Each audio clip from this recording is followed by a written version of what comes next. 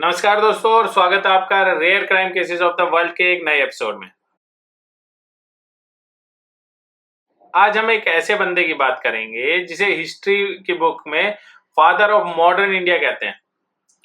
अच्छा, टाइटल तो थोड़ा अजीब सा है, बट सुनो, एक ऐसा आदमी जिसने अकेले ही हजारों साल पुराने कस्टम, ट्रेडिशन और अंधविश्वास से पंगा ले लिया, वो भी आज से करीब 200 साल पहले। A man who was a scholar, a journalist, a feminist, and a revolutionary. All of these rolled in one person. But here's the twist. क्या वो सच में एक हीरो थे, या जैसा कुछ लोग कहते हैं कि एक ब्रिटिश स्टोज, एक कोलैबोरेटर थे। ये स्टोरी है राजा राम मोहन रॉय की, और ट्रस्ट में it is not your boring history chapter. It is a full-on Bollywood masala movie with action, drama, and a whole lot of controversies. तो कुर्सी की पेटी बांध लीजिए and let's dive deep into the life of a man who literally architectured the modern India. तो भाई कहानी शुरू करने से पहले let's set the scene. Imagine करो late 18th century का Bengal. It was not sonar bangla you hear about. It was a place of total chaos. Mughal empire, भाई वो तो आखिरी सांसें ले रहा था। 1757 में बैटल ऑफ पलासी के बाद ब्रिटिश ईस्ट इंडिया कंपनी ने पूरा गेम पलट दिया था। पूरे इंडिया में एक पॉलिटिकल ब्रेकडाउन चल रहा था। It was an era of invasion, rebellions and A complete disorder. और इस पावर वैक्यूम में ब्रिटिश पॉलिसीज देश को एक्सप्लॉइट कर रही थी। उन्होंने इंडिगो और टी जैसी कैश क्रॉप को पर इतना जोर दिया कि ट्रेडिशनल खेतीबाड़ी चौपट सी हो गई थी। और ब्रिटेन से बने सस्ते माल ने हमारी वर्ल्ड फेमस टेक्सटाइल इंडस्ट्री को भी तबाह करके रख दिया था। जैसे अभी रिसेंटली में अपनी जो ये इंडस्ट्रीज वगैरह क्यों तबाह है, क्योंकि चाइना से सस्ता माल आ रहा है। ठीक है, तो वैसा ही उस टाइम पे चल रहा था। बस ये है कि हम चाइना के अंडर कंट्रोल में नहीं है, जैसे पहले ईस्ट इंडिया कंपनी में थे, लेकिन अब चाइना से माल वैसे ही आ रहा है, बिल्कुल चीप में इसीलिए आ रहा है। पर ये तो बस पॉलिटिकल और इकोनॉमिक सीन था। सोसाइटी का हाल इससे भी बुरा था। Imagine a society with customs like child marriage, polygamy, मतलब एक ही आदमी की ढेर सारी बीवियां, और कास्ट सिस्टम जिसका कोई लॉजिक ही नहीं था। और सबसे ऊपर the most horrific practice of them all, sati, यानी पति के मरने पर उसकी विधवा को जिंदा उसकी चिता पर जला देना। धर्म के नाम पर अंधविश्वास और बेमतलब के रिचुअल्स का बोलबाला था, जिससे फायदा उठाने वाले पंडित और पुजारी बढ़ावा दे रहे थे। इसी अंधेरे में, इसी कैओस के बीच बंगाल में एक चिंगारी जल रही थी, A spark called Bengal Renaissance। और इसी चिंगारी को आग बनाने वाले थे हमारे हीरो राम मोहन रॉय। राम मोहन रॉय का जन्म 1772 में राधानगर, बंगाल के अंदर हुआ था, और वो पैदाइशी प्रिविलेज थे। ही वॉज ए कुलीन ब्राह्मण, the highest rank of Bengal Brahmins. मतलब जिस सिस्टम को वो आगे जाकर चैलेंज करने वाले थे, उसी के टॉप पर पैदा हुए थे। Irony, right? उनकी फैमिली भी काफी डाइवर्स थी। पापा वैष्णवी थे और मम्मी उनकी साइवित थी। तो बचपन से ही हिंदू धर्म के अलग अलग रंग देखे थे। बट हिज एजुकेशन, भाई, that was on another level. This was what made him a true polymath. सबसे पहले उन्हें पटना भेजा गया, जो उस टाइम का इस्लामिक लर्निंग का सबसे बड़ा सेंटर था। वहां उन्होंने पर्शियन, अरबिक सीखी। But wait, it was not just about language. वहां उन्होंने ग्रीक फिलोसफर जैसे कि यूसिलिड और एरिस्टोटल का जो अरबिक ट्रांसलेशन था उसमें पढ़ा। Can you even imagine? उसी से उनके अंदर लॉजिक और रीजनिंग का कीड़ा जाग गया। इसके बाद सीधा बनारस यानी वाराणसी, वहां जाकर संस्कृत सीखी और वेदास और उपनिषद जैसे ग्रंथों को घोटा। तो अब उनके पास ईस्ट की सारी नॉलेज थी, but the man did not stop here.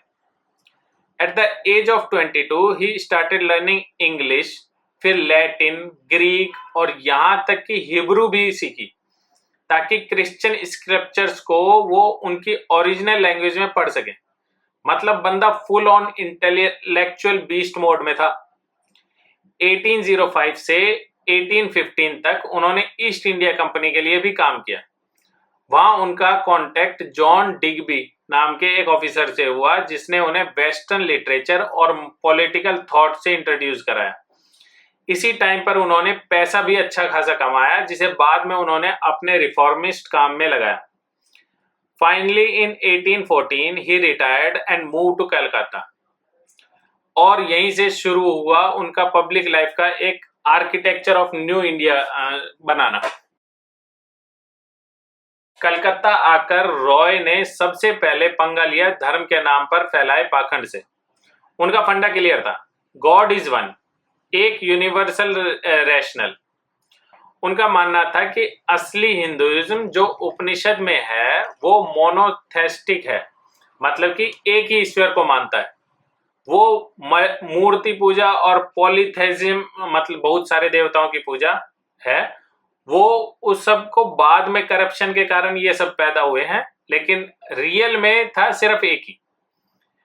ये फाइट उन्होंने बहुत पहले ही शुरू कर दी थी। 1803 में उन्होंने अपनी पहली किताब लिखी पर्शियन लैंग्वेज में, तोहफत उल मुआहिदीन, यानी अ गिफ्ट ऑफ मोनोथिस्ट।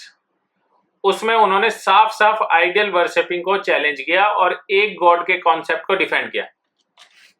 वो कहते थे कि ये जो इतने सारे रिचुअल और मूर्ति पूजा है, इनका कोई स्कल्पचर सैंक्शन है ही नहीं। ये सब तो पुजारियों ने अपने फायदे के लिए बनाए हैं, ताकि आम जनता अनजान रह सके और उनकी दुकान चलती रहे। For him idol worship was the root of all social evil. He did not just stop at Hinduism, उन्होंने क्रिश्चियनिटी को भी डीपली स्टडी किया और 1820 में उन्होंने एक बुक पब्लिश की, द प्रीसेप्ट ऑफ ज्यूस। इसमें उन्होंने जीसस क्राइस्ट की मॉरल टीचिंग को उनके चमत्कारों से अलग कर दिया। He admired the ethics but rejected the holy trinity, father son holy spirit, क्योंकि उनके लिए वो भी एक तरह से पॉलीथेइज्म है, जो वन गॉड के कॉन्सेप्ट के खिलाफ था। सोचो कितना रेडिकल बंदा था, अपने ही धर्म के अंदर रिफॉर्म और दूसरे के धर्मों को भी क्रिटिकल लेंस से देखना। His goal was to find a universal rational religion. अब आते हैं उस फाइट पर जिसने राम मोहन रॉय को घर घर का हीरो बना दिया, द एबॉलिशन ऑफ सती। और ये उनके लिए कोई इंटेलेक्चुअल डिबेट नहीं था, it was a personal, deeply personal. 1811 में उन्होंने अपनी आंखों से अपनी भाभी को उनके हस्बैंड की चिता पर जिंदा जलते हुए देखा था। Imagine the horror, that trauma changed him forever. उसी दिन उन्होंने कसम खाई थी कि ये बारबेरिक कस्टम को वो खत्म करके रहेंगे। 1818 में उन्होंने अपना पब्लिक कैंपेन शुरू कर दिया, बट उनका तरीका देखो कितना ब्रिलियंट था। It was a multi prolonged attack. First, the power of the press. उन्होंने अपना बंगाली वीकली न्यूज़पेपर शुरू कर दिया, उसका नाम था संबंध कुमुदी, द मून ऑफ इंटेलिजेंस। इसके जरिए उन्होंने सती के खिलाफ आर्टिकल लिखे और पब्लिक ओपिनियन बनाना शुरू कर दिया। Second, direct action. वो सिर्फ लिखते नहीं थे, ही ऑर्गेनाइज्ड विजिलेंस ग्रुप। अपने फॉलोअर के साथ वो कलकत्ता के शमशान घाटों पर जाते और आखिरी मोमेंट्स पर आग लगाने से पहले फैमिलीज को समझा बुझाकर रोकने की कोशिश करते। सोचो कितनी हिम्मत चाहिए इसके लिए। Third, and this was his masterstroke, he used the scriptures themselves. उन्होंने ऑर्थोडॉक्स पंडितों को उन्हीं की भाषा में जवाब दिया। उन्होंने पैम्पलेट पब्लिश किए जिसमें उन्होंने एंशिएंट हिंदू टेक्स्ट से प्रूव किया कि सती कहीं भी कंपलसरी नहीं लिखी है। इनफैक्ट उन्होंने ये भी दिखाया कि स्कल्पचर्स तो विधवा को एक सिंपल और एस्थेटिक लाइफ जीने को कहते हैं, ना कि जिंदा जलाने को। This was a brilliant move. He positioned himself not as a westernized reformer attacking Hinduism, but as someone purifying Hinduism from within. उनकी इस रिलेंटलेस कैंपेन ने British governor general Lord William Bentinck को हिम्मत दी और फाइनली ऑन दिसंबर 4, 1829 को the Bengal Sati regulation was passed. Sati was declared illegal and a crime. But the fight was not over. Orthodox group ने इस कानून के खिलाफ लंदन में अपील कर दी. तो 1830 में राम मोहन रॉय इंग्लैंड गए. वहां उन्होंने काउंटर पिटीशन फाइल की और पर्सनली इस बैन को डिफेंड किया और वो जीत गए. This was a historic victory for humanity. Roy का काम सिर्फ सती तक लिमिटेड नहीं था. He was one of the India's earliest and most profound feminist thinker. वो समझ गए कि सती तो बस एक सिम्टम है, असली बीमारी तो औरतों का सिस्टमैटिक सब्जुगेशन है. He attacked every evil practice, child marriage, पर्दा सिस्टम, illiteracy, polygamy, और उन्होंने इसका मेन रूट कॉज पकड़ा, इकोनॉमिक पावरलेसनेस. वो समझ सकते थे कि सती का एक बड़ा कारण ये है कि विधवा औरतों के पास जीने का कोई और सहारा नहीं होता. So what did he do? 1822 में उन्होंने एक जबरदस्त ट्रैक्ट लिखा, मतलब कि एक आर्टिकल लिखा, the brief remark regarding modern encroachment on ancient rights of female. इसमें उन्होंने एंशिएंट हिंदू लॉ से प्रूव किया कि पुराने जमाने में औरतों को प्रॉपर्टी में हिस्सा मिलता था. उन्होंने यज्ञवल्क्या, कात्यायना जैसी लॉ गिवर्स को कोट करके दिखाया कि एक मां का अपने पति की प्रॉपर्टी में उतना ही हक होता है जितना उसके बेटों का. ही आर्ग्यूड कि बाद के कमेंटर ने इस कानून को तोड़ मरोड़ के औरतों को उनके फाइनेंशियल राइट से वंचित कर दिया है. This was a revolutionary demand. He fought for women's right to property, right to education and right to remarry. He truly laid the foundation for the women's right movement in India. Roy जानते थे कि सिर्फ social evil से लड़ना काफी नहीं है. अगर देश को बदलना है तो लोगों की सोच बदलनी होगी.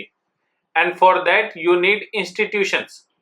पहले उन्होंने 1815 में आत्मीय सभा बनाई, अ डिस्कशन ग्रुप जहां मोनोथिज्म या आइडलट्री और कास्ट जैसे इश्यूज पर डिबेट्स होती थी. और फिर 20 अगस्त 1828 को उन्होंने हिस्ट्री बनाई.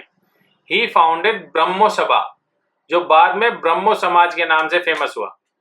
इसका फंडा सिंपल था, worship of one formless God. ठीक है, सिर्फ एक ही गॉड, वो भी फॉर्मलेस होगा. No idol, no meaningful ritual, no need for priestly class. आप और गॉड के बीच में कोई मिडलमैन नहीं होगा. और सबसे important, it rejected the caste system and fought for the women's right. The Brahmo Samaj was not just a religious sect, it was the first intellectual movement of modern India. Roy का मानना था कि असली change education से आएगा. He was a huge champion of modern and western learning. 1823 में एक famous incident हुआ जब ब्रिटिश गवर्नमेंट ने कलकत्ता में एक नया संस्कृत कॉलेज खोलने का प्लान बनाया. तो रॉय ने लॉर्ड आर्महर्स्ट को एक प्रोटेस्ट लेटर लिखा. उन्होंने साफ साफ कहा कि सिर्फ संस्कृत ग्रामर और मेटाफिजिक्स पढ़ाने से इंडिया का नौजवान मॉडर्न लाइफ के लिए तैयार नहीं होंगे. Instead he demanded a liberal enlightened system जिसमें मैथमेटिक्स, केमिस्ट्री, एनाटॉमी और दूसरी यूजफुल साइंस पढ़ाई जाए. ही did not just talk, he build institutions. उन्होंने डेविड हारे के साथ मिलकर हिंदू कॉलेज, आज का प्रेसिडेंसी यूनिवर्सिटी, स्टैब्लिश करने में हेल्प की. 1822 में अपना एंग्लो हिंदू स्कूल खोला जहां इंडियन लर्निंग के साथ वेस्टर्न साइंस पढ़ाई जाती थी। और फिर 1825 में वेदांता कॉलेज खोला जहां वेदांता फिलॉसफी और वेस्टर्न करिकुलम का यूनिक ब्लेंड था। His vision was clear, create Indians who are rooted in their own culture but equipped with modern and scientific thoughts. Roy को प्रिंट मीडिया की पावर का पता था। He is called the originator of nationalist press in India. हम सम्मत कौमुदी की बात कर चुके हैं जो बंगाल में सोशल रिफॉर्म का फ्लैग बियरर था। 1822 में उन्होंने इंडिया का पहला पर्शियन न्यूज़पेपर लॉन्च किया, मिरत उल अखबार, the mirror of news. Persian उस वक्त पढ़े लिखे एलीट की लैंग्वेज थी। इस पेपर में वो ब्रिटिश गवर्नमेंट की टैक्स, जुडिशियल पॉलिसीज को क्रिटिक करते थे और दुनिया भर में चल रही फ्रीडम स्ट्रगल्स के बारे में भी लिखते थे। और जब क्रिश्चियन मिशनरी इस हिंदू धर्म पर अटैक करते थे तो वो उन्हें जवाब देने के लिए 1821 में इंग्लिश में द ब्राह्मणिकल मैगजीन शुरू की। He was a master communicator using different language to reach different audience. और इस हेडलाइन की भी एक कहानी है। 1823 में ब्रिटिश गवर्नमेंट ने प्रेस ऑर्डिनेंस लाकर सेंसरशिप लगा दी कि बिना लाइसेंस के आप कुछ भी नहीं छाप सकते। रॉय इसके खिलाफ खड़े हो गए। He became India's first great champion of press freedom. उन्होंने सुप्रीम कोर्ट में पिटीशन फाइल की और कहा कि फ्रीडम ऑफ स्पीच एक नेचुरल राइट है। उन्होंने आर्ग्यू किया कि फ्री प्रेस सरकार के लिए खतरा नहीं, जरूरत है। ये एक सेफ्टी वॉल्व की तरह है, काम करता है जिसमें लोगों का गुस्सा शांति से बाहर निकल जाता है और क्रांति नहीं होती। जब कोर्ट ने उनकी पिटीशन रिजेक्ट कर दी तो उन्होंने एक हिस्टोरिक कदम उठाया। प्रोटेस्ट में उन्होंने मिरत उल अखबार को बंद कर दिया। उन्होंने कहा कि गुलामी में पेपर छापने से बेहतर है कि उसे बंद कर देना चाहिए।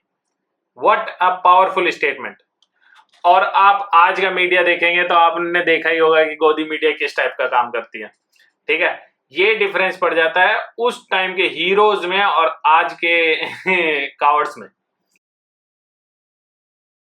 ओके, तो अब तक हम रॉय की हीरोइक साइड देखी, the reformer, the feminist, the journalist. But now let's talk about the elephant in the room, the charges of collaboration. उनके क्रिटिक तब भी और आज भी कहते हैं कि वो ब्रिटिश पावर के चमचे थे, कि वो ब्रिटिश रूल को इंडिया के लिए एक डिवाइन प्रोविडेंस यानी कि ईश्वर का वरदान मानते थे। और इसके पीछे एविडेंस भी है। रॉय ने पब्लिकली कहा कि यूरोपियन के साथ इंटरेक्शन से इंडिया का भला होगा और इंडिया को आजाद होने से पहले many more years of English civilisation की जरूरत है। सबसे शॉकिंग, उन्होंने ये तक प्रपोज किया कि ब्रिटिश लोगों को इंडिया में ही सेटल हो जाना चाहिए, जिससे एक मिक्स्ड कम्युनिटी बनेगी और इंडिया का कनेक्शन इंग्लैंड से हमेशा बना रहेगा। This is complicated. वो एक तरफ वेदांता का स्कॉलर थे और दूसरी तरफ वेस्टर्न साइंस को प्रमोट करने के लिए संस्कृत का मजाक उड़ा रहे थे। वो पैट्रियोटिक थे पर फॉरेन रूल को सपोर्ट करते दिख रहे थे। So what's the deal? Let's try to understand his perspective. He was a pragmatist. ठीक है, उस टाइम ब्रिटिश रूल एक रियलिटी था, चाहे आप मानो या मत मानो, लेकिन ब्रिटिश रूल उस टाइम पे था और फुल पावर में था। उन्होंने सती जैसे कस्टम को हटाने के लिए ब्रिटिश गवर्नमेंट के लेजिस्लेटिव पावर की जरूरत थी। और उनकी इकोनॉमिक थिंकिंग देखो। He was one of the first to talk about drain of wealth, कि कैसे इंडिया का पैसा इंग्लैंड जा रहा है। और उनका सॉल्यूशन क्या था? मोर ब्रिटिश इन्वॉल्वमेंट। उन्हें फ्री ट्रेड और टैलेंटेड यूरोपियंस को इंडिया में सेटल होने के लिए बुलाया। उनका लॉजिक था कि अगर ये लोग यहीं इन्वेस्ट करेंगे तो पैसा देश के अंदर ही रह जाएगा और ड्रेनेज रुक जाएगा। हिंड साइड में ये बहुत नींव लगता है, but he was trying to solve a real problem using the tools and ideologies available at that time. His collaboration was a complex strategy to use the colonizers' own principles of liberalism and justice to demand rights for Indian. He was demanding Indianization of civil services, separation of power, and equality before law. So, was he a collaborator? I think the answer is not a simple yes and no. He was a complex figure navigating a very complex time. Ram Mohan Roy की death 1833 में England में के ब्रिस्टोटल शहर में हुई। तो Indian national Congress के बनने से 50 साल पहले ही वो चले गए थे। उन्होंने कोई पॉलिटिकल आजादी का मूवमेंट भी नहीं चलाया। तो फिर फादर ऑफ मॉडर्न इंडिया क्यों कहलाए जाते हैं? क्योंकि उन्होंने वो जमीन तैयार की जिस पर आजादी की फसल उगी।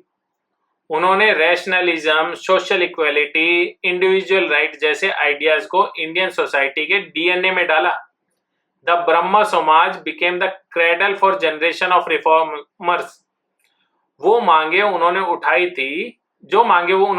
थी, Indianisation of service, judicial reforms, freedom of press, वही आगे जाके इंडियन नेशनल कांग्रेस की शुरुआती मांगे बनी। दादा भाई नारोजी ने उनके ड्रेन ऑफ वेल्थ आइडिया को आगे बढ़ाकर पूरी ड्रेन थ्योरी बना दी। वो सच में एक हिंज फिगर थे, एक लिविंग ब्रिज जिसके ऊपर से इंडिया अपने पास्ट से निकलकर अपने फ्यूचर की तरफ चला गया। He was not perfect, he was full of contradictions, but he was a visionary, a man of immense courage and intellect who stood at the dawn of the new era and dared to imagine a new India. तो अगली बार जब आप राजा राम मोहन रॉय का नाम पढ़ें तो उन्हें सिर्फ एक सोशल रिफॉर्मर मत समझना। Think of him as the original disruptor, the man who questioned everything and fought for oppressed and laid the first stone of India we live in today. अगर ये आपको स्टोरी अच्छी लगी हो तो आप लाइक और शेयर करना ना भूलें, चैनल को सब्सक्राइब कर दें। आपका हर सब्सक्रिप्शन, हर लाइक हमें मोटिवेशन से भर देता है। So what do you guys think? Was he a hero, a pragmatist? Let me know your thoughts in the comments below. Thanks for watching, see you in the next video. जय हिंद।